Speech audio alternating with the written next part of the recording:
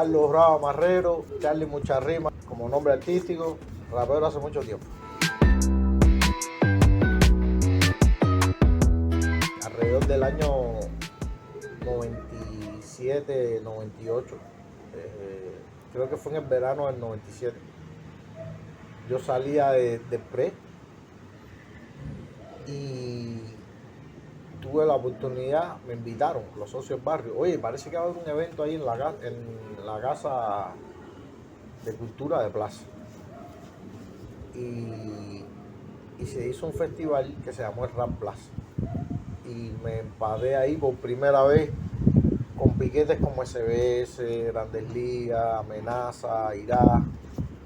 Eso tiene que haber sido año 97, o 98, tendría que googlear a ver si aparece el dato cuando fue Rap Plaza, que se hizo ahí en Vedado.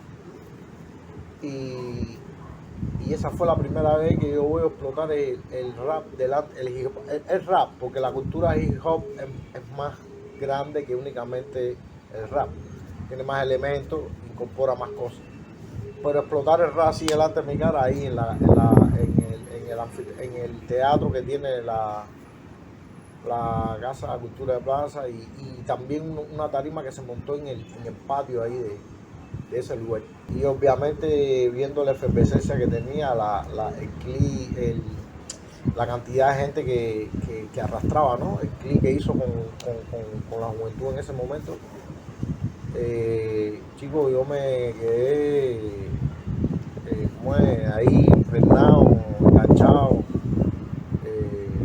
cautivado por esa energía y por ese discurso que era un discurso muy diferente al discurso artístico que se tenía desde las tarimas o desde los escenarios para la música popular cubana.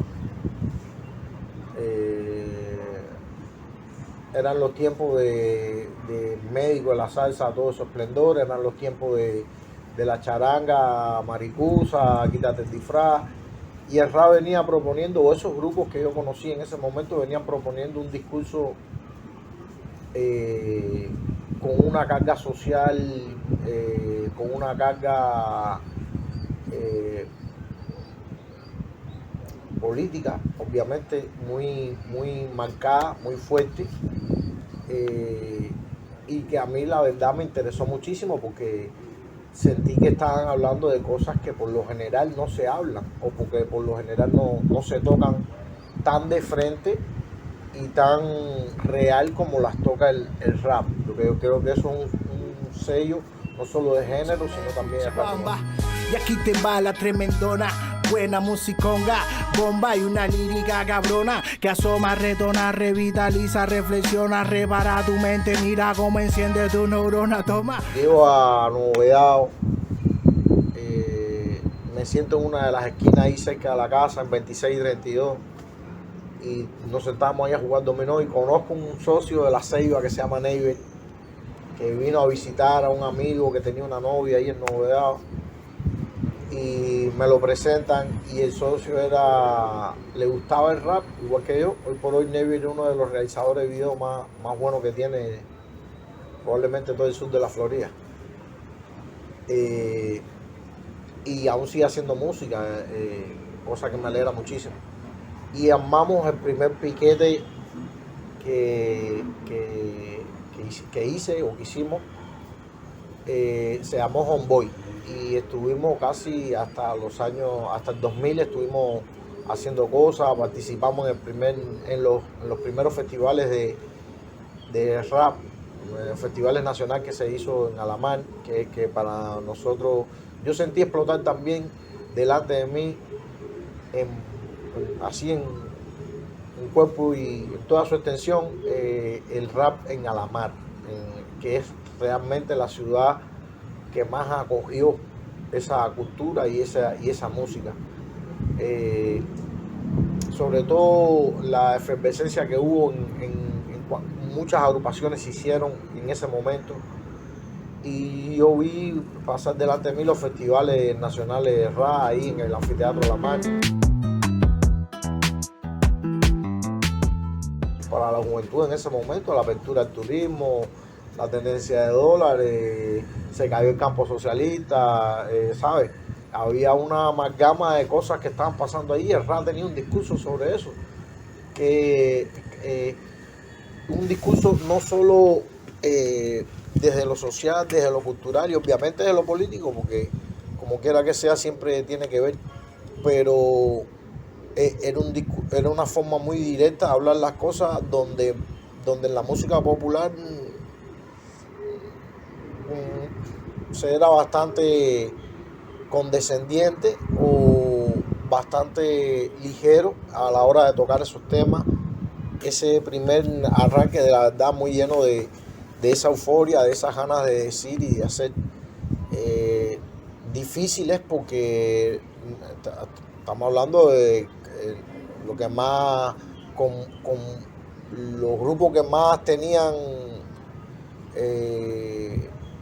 puedo decir, no favoritismo, pero que más recursos tenían background propio, pero la mayoría de los grupos lo que teníamos eran pistas que hicimos a través de las doble caseteras.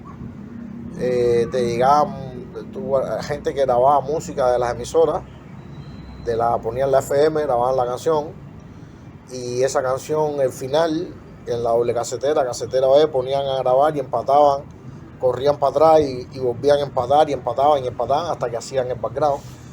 Y la mayoría de los grupos tenían música así, que no era propia de ellos, que se la habían podido hacer de esa manera.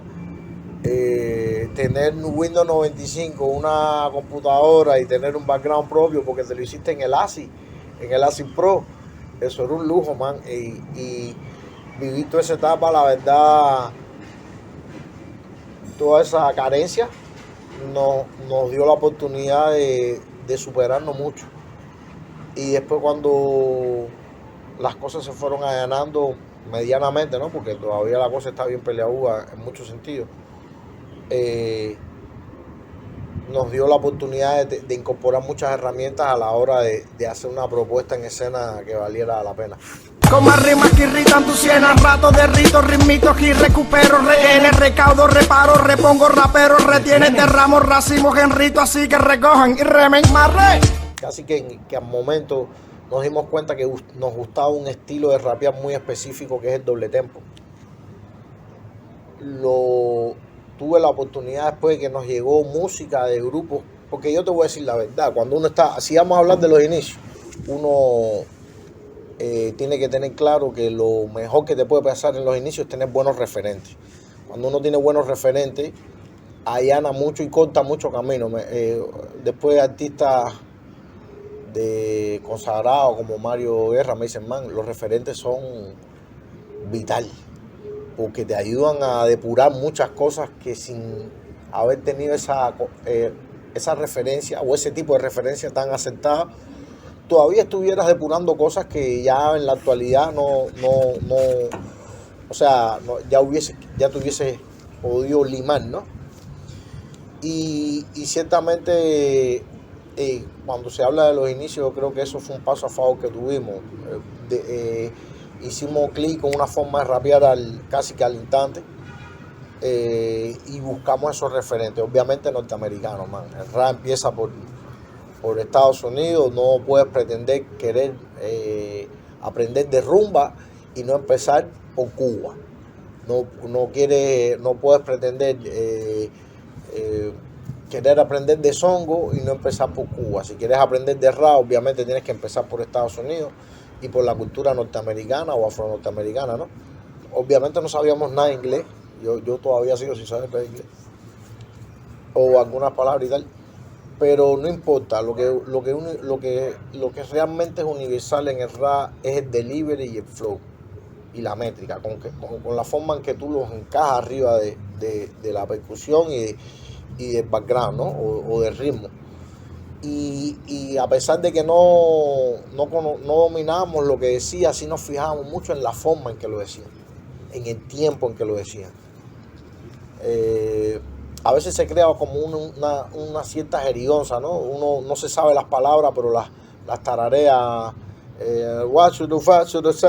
Tú no sabes lo que están diciendo, pero tú sabes en dónde caen las pronunciaciones, en dónde caen las rimas, en qué tiempo caen, Y a eso es lo que tú te tienes que fijar. Y en base a eso, bueno, pues construyes eso mismo, pero en español. Y justo después, con el tiempo, empezamos a incorporarle cosas, empezamos a incorporarle claves, empezamos a incorporarle otras formas de decir y incorporarle toda la jerga cubana, que también le fue dando un color propio a todo ese doble tempo y a toda esa forma de rapear. Eso básicamente es como empezó el Big Bang.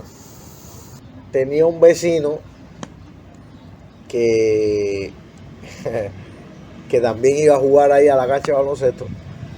Y en ese momento en Temba, que tenía un piquete que se llamaba Los Reyes de las Calles, muy conocido en ese momento, del rap cubano, tenía una popularidad súper buena y una aceptación buenísima también. En ese momento en Temba también Los Reyes se desintegran y me va a buscar ahí a la cancha de baloncesto. Y resultó ser que en ese juego de baloncesto había un muchacho que yo le decía Aldito, porque yo soy mayor que él, y nos ve ensayando, nos ve hablando de cosas, de presentaciones, de vamos al festival, vamos a la peña tal, vamos a cantar, y nos ve como es, montando algunas canciones ahí en mi casa y tal. Y un buen día me dice, compadre, ¿por qué tú no me llevas a un festival de eso? Que yo quiero ver cómo es eso. Y yo bueno, vale, está bien, compadre, vamos para allá. Y voy hasta su casa, le pido permiso a Adi, le digo, Adi, me llevo al Dito para la Peña de la Chusmita o para la Peña, no sé cuál es la que hay en Miramar, en Alamar, seguro está para la Peña de la Piscina Gigante o la de la Chusmita. Me lo llevo para allá, que voy a cantar con el Temba, así que se va conmigo y viene conmigo. ¿Todo está bien? No, todo está bien. Porque igual éramos vecinos, Adi y yo somos vecinos de ahí de Novedad. Y man, yo te digo, yo vi empezar su carrera, man. Aldo para mí, y yo lo siento hermano, man, ¿sabes? Igual que Bian. Yo vi, man, vámonos en el P3, ¿cuál es la parada esta? ¿Y en dónde estamos metidos? Andamos por Guanabacoa, ¿sabes? Una vivencia que yo tengo con él en lo personal, como vecino, como amigo y como gente que le dio la oportunidad de mostrarle algo que después definió su vida, ¿entiendes? Que a mí la verdad, yo, ¿sabes? No seremos familia de sangre, pero yo lo siento muy familiar, ¿sabes? Yo lo siento hermano, y por momentos, por esto mismo que te explico, lo siento hijo, men, ¿sabes?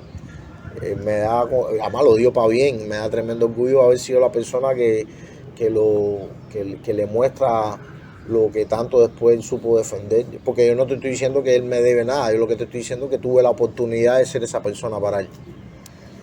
Y obviamente siempre hubo una cofradía y una amistad y una complicidad en cuanto a la forma de él de hacer las cosas, en cuanto a la forma de esto mismo, de mostrarle a los referentes, Botus Harmony, Busta Rhymes, Eminem, raperos que por lo general tienen un delivery y un flow bien, con unas estructuras a la hora de escribir bien interesantes y bien complicadas, y que por lo general en muchos casos la letra sufre, porque cuando esas estructuras son tan complicadas te cuesta realmente armar un discurso que sea coherente. Sin embargo, nos dimos la tarea, yo creo que los dos, de, a pesar de fijarnos en ese estilo de rapear, buscar que la letra y el mensaje no perdiera fuerza, que es lo que yo creo que es lo que es vital en el hip hop,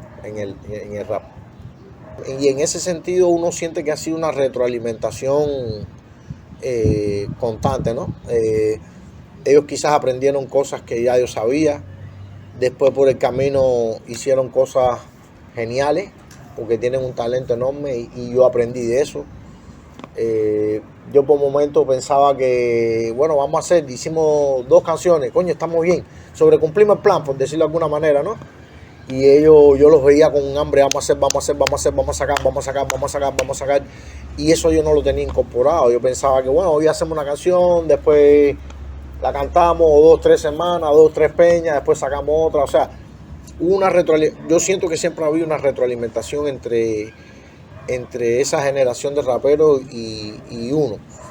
Colaborar con ellos, te digo, yo creo que subió yo conozco mucha gente que me han dicho, man, ustedes subieron el listón por arriba de 245, ¿ves? Porque hicimos muy buenos proyectos, hicimos muy buenos discos, había un hambre de hacer increíble.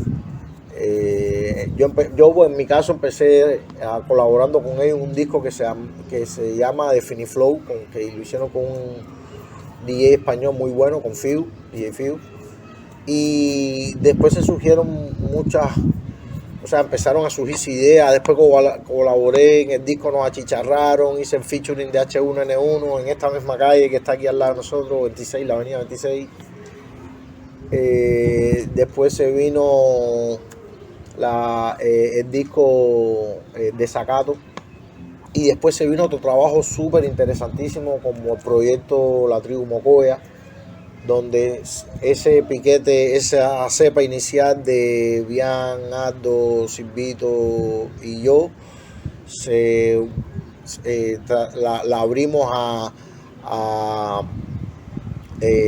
Bárbaro el Urbano Vargas, Soandri, Hermano de Causa, Raudel, Escuadrón Patriota, Macabro 12, o sea, raperos que también aportaron muchísimo.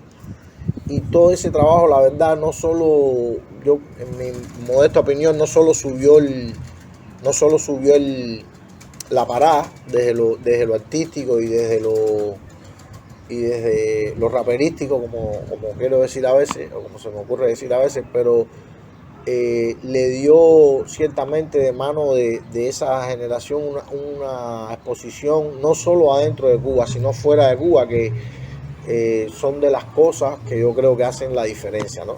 Sé lo que doy y lo que me toca porque soy un realista. La gente le viene la vista, busca tanto la felicidad que se le esconde delante de la vista. No fue así que pude percatarme que la conciencia es perenne, que admitirlo era depurarme. Hay una cosa que nosotros tenemos que asimilar, que el rap es una cultura que llega a Cuba, pero no es oriunda ni es autóctona de Cuba. El público cubano, a pesar de que conecta con el rap, es exigente, súper exigente. Hay piquetes en Cuba que son, como decimos nosotros, de mitad de la tabla. Y salen a América Latina y se comen América Latina, ¿sabes? El público en Cuba es súper exigente. Lo es hasta incluso con las orquestas y con las agrupaciones de la música que es autóctona de Cuba, como el son, como la timba, como la salsa. Los mismos directores de orquesta te dicen, man, el público cubano es súper exigente. Si es así con la música de aquí, imagínate con la de afuera. Y en ese sentido logramos que el rap se impusiera en la escena nacional, y que la juventud tuviera una opción más a la hora de salir a divertirse, de salir a escuchar y sobre todo de tomar en cuenta el mensaje de las canciones. En un momento donde el mensaje de las canciones está siendo bien complicado, no porque sea tan elaborado, sino porque al contrario es cualquier cosa. Nosotros nos dimos la tarea por la misma tendencia de género. El género como tal siempre siempre marcó eso, un mensaje a veces a favor de la negritud, a veces a favor de las minorías, o otras veces en contra de la prostitución, en contra de la corrupción, en contra de la censura. Cosas que, a pesar de que la trova lo estaba diciendo de una forma muy elitista, con un mensaje tan elaborado, el rap tenía la potestad de decirlo como lo habla el carnicero, como lo habla el muchacho de la esquina, como lo habla el pizzero, y eso dio la oportunidad de que hiciese metástasis por toda la sociedad.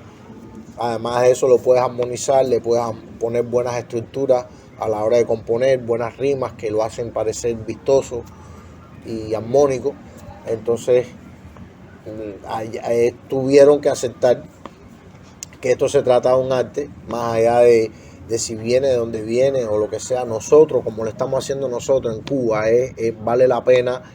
Y obviamente esos festivales de Ran a la Mar dieron la oportunidad de venir a Cuba a gente que después en Estados Unidos se consagró como raperos durísimos, Common Sense, Talib Kweli, Mos Def, DJ como Tony Touch, Monte Jordan también estuvo en los festivales de la mar. O sea, se armó un potaje ahí que después no tuvieron que admitir que ya eso era un hecho en Cuba, que era una cultura establecida en Cuba, que había una identidad.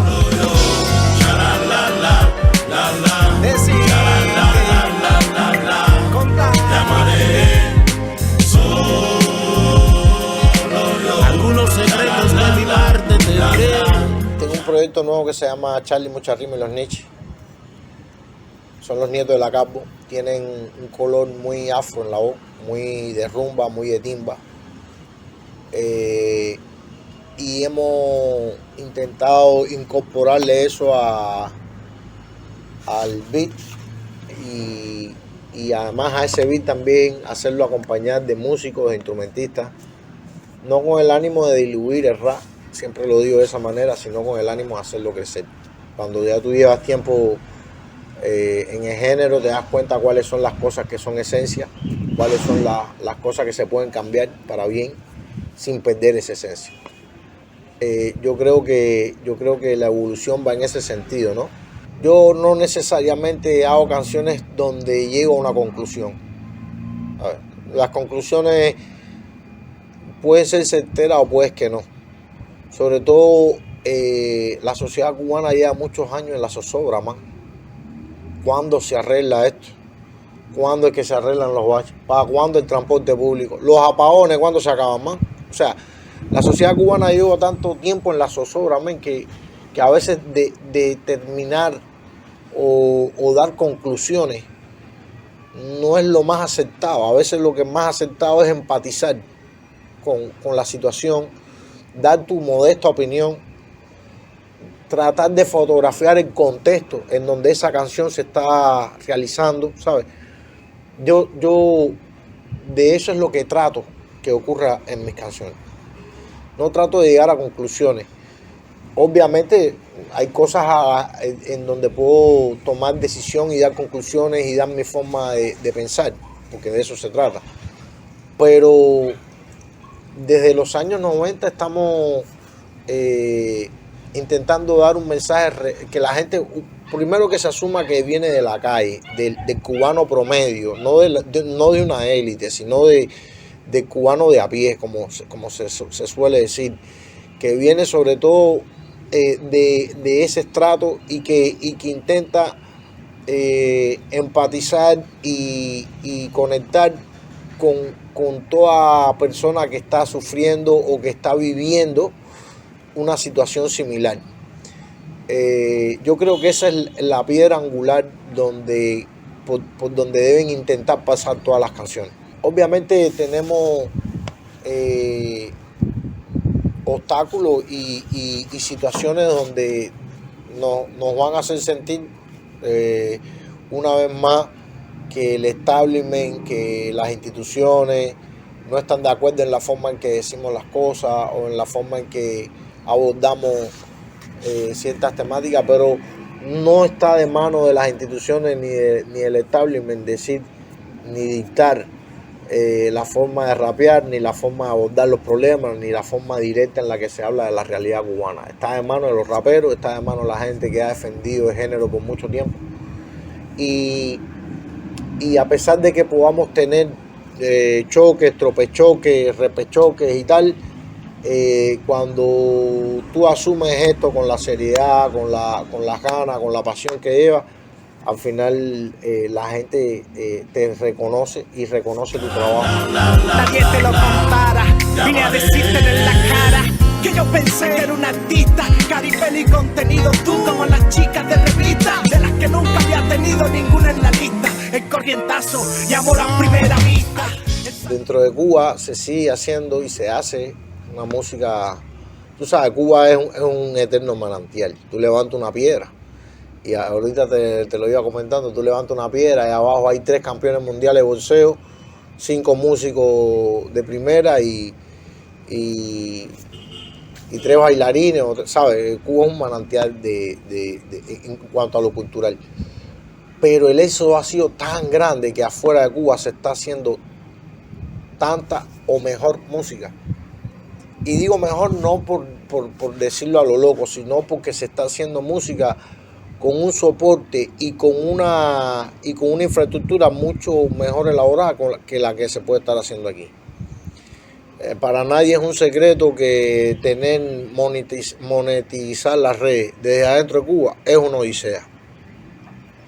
Para nadie es un secreto que un grupo de rap, tener un DJ con plato y tener acetato, los backgrounds en acetato, eso no, aquí en Cuba eso no se puede hacer, ¿sabes? Una de las cosas por las que el rap español, supongo yo, tuvo ese avance en tan poco tiempo, es porque los muchachos abrían los ojos y se iban de part-time cuando terminaban la escuela y se compraban los platos en 6 meses más. En Cuba, si en Cuba tener una computadora con Windows 95 ya era un lujo. ¿Sabes lo que te hablo? O sea, afuera de Cuba se está sucediendo no solo porque se está yendo mucha gente buena además y preparada, sino porque se está yendo y tiene un soporte afuera de poder monetizar las redes, de poder tener instrumentos, que tiene que trabajar, que tiene que ahorrar o que tiene que jugarle igual, porque al final esto es una industria y uno tiene que insertarse en eso, obviamente. También lo estamos sufriendo los que estamos aquí adentro, sin tener esa posibilidad a ese tipo de cosas, ¿ves? Entonces, lo que se está sucediendo afuera de Cuba, y obviamente se incluye a rap, es muchísima música. Hoy por hoy yo digo que no todos, pero una buena parte de los mejores exponentes de género están fuera de Cuba. Ardio está fuera, Bian está fuera, Silvito está fuera, Raudel está fuera, Michael Extremo está fuera, Pando está fuera, Yotuel está fuera, todo eso es rap cubano. Alexander Gentezona está fuera, todo eso es rap cubano, porque la gente no lo sabe, pero Alexander rapeaba en los festivales de la mar, incluso en muchos fue el anfitrión y el presentador. Todo eso es rap cubano, ¿sabes? La sociedad cubana, producto de todo el intoxicamiento y producto de toda la doctrina a la que ha sido expuesta durante tanto tiempo, aún necesita curar cosas, ¿sabes?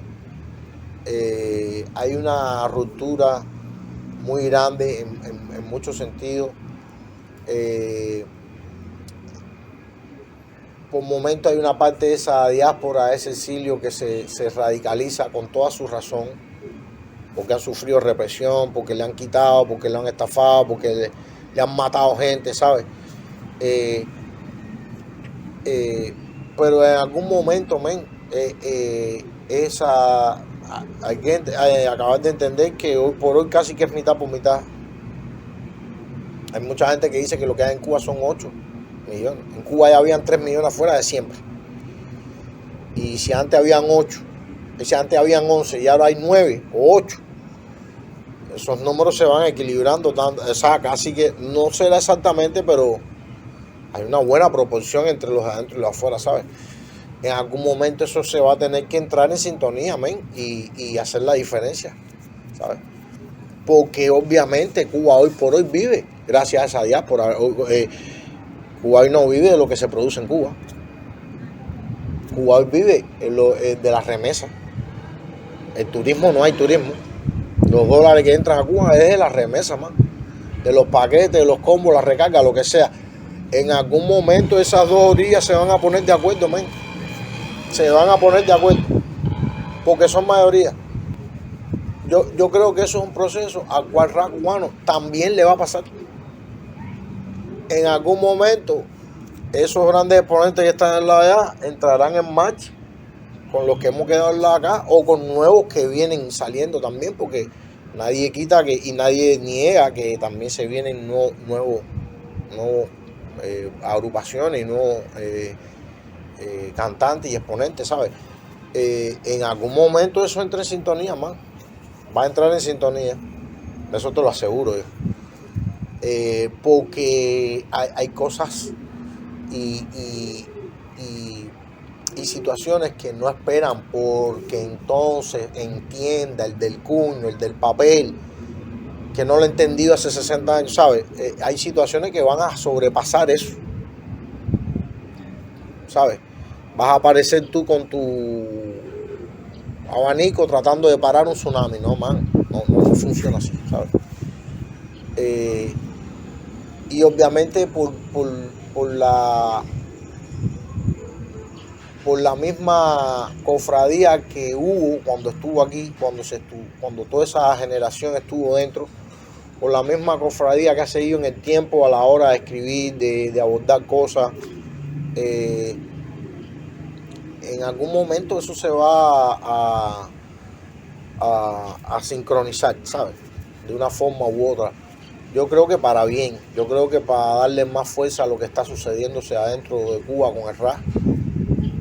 Yo creo que para, en buena medida, servirles de una vez más de retroalimentación a la distancia, a esa añoranza que se tiene con Cuba, o con lo que está pasando dentro de Cuba, o con la jerga que se está manejando. O sea, la jerga que se manejaba en los 80, nada que ver con la de los 2000, ni nada que ver con la de disque que no sé qué, ¿sabes? O sea, se vienen nuevos términos, nuevas formas de decir, cosas que cambiaron.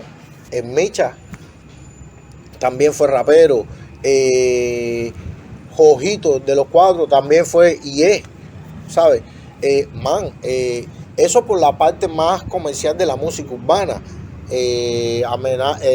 ¿Cómo es? Amenaza, después Oricha, Los Aldeanos. Tú dices, no, men, de la música, de lo que inicialmente empezó siendo el rap cubano a lo que es hoy en la actualidad, ¿sabes? Acaba de estar Aldo nominado con Vico C. Men, Vico C es el papá de los pollitos para el rap en español. Y ese chamaco que yo conocí en la cancha de 32 acaba de estar nominado a los Grammy con ese bicho, ¿sabes? Men, sí. Uno no puede ser... Uno que pasa que quizás cuando estás caminando junto con la tormenta no te das cuenta de lo que está pasando alrededor, pero sí, men, el día que esas dos... que lo que está pasando del lado acá entre en frecuencia con el discurso y con lo que está pasando del lado allá, man, yo no sé qué va a ser el futuro, pero va a ser un escalón más arriba, ¿sabes? Eso te lo puedo asegurar. Ando trabajando, te repito, con el flaco, el estudiante y con el bicho. ¿Tú qué más puedes pedir, Carlito? El tanque lleno de combustible, lleno de energía y listo para misiones imposibles. Porque aunque no se note, tengo lo imprescindible. No lo ves, porque lo esencial es invisible. Men, yo en todo caso contento de poder contar un poco de cosas. A veces uno se siente que son cosas que se la va a llevar el viento, como dice el refrán, ¿no? Así que nada, contento de que haya tenido la oportunidad de contarles un poco de lo que ha pasado y de lo que ha sido la historia de uno. Que en buena medida he tenido la oportunidad de estar en casi todas las etapas de lo que ha pasado en el rap cubano. Como te dije, de aportarle a las nuevas generaciones y de a pesar de que se está viviendo una Cuba en una situación crítica, no perder los bríos de decir, de hacer, de crear y de proponer música, que yo creo que es de las cosas que tenemos que lograr, sobre todo desde el rap, desde la música urbana, desde hip hop. Que no nos esperen ficha con que si va a ser un sample, que no nos esperen ficha de que si va a ser un background con 2 acordes, que no nos esperen ficha con que si se vienen con la mala palabra. Se viene buena música y se puede venir la mala palabra o no, pero se viene un mensaje claro, directo, que refleja la sociedad, ¿sabes? Mientras eso sea lo que prime, mientras eso sea las líneas por donde va a correr el tren, yo creo que siempre va a valer la pena. Así que De eso se trata al final y creo que en buena medida uno lo sigue logrando y no solo yo, sino la nueva generación que se viene.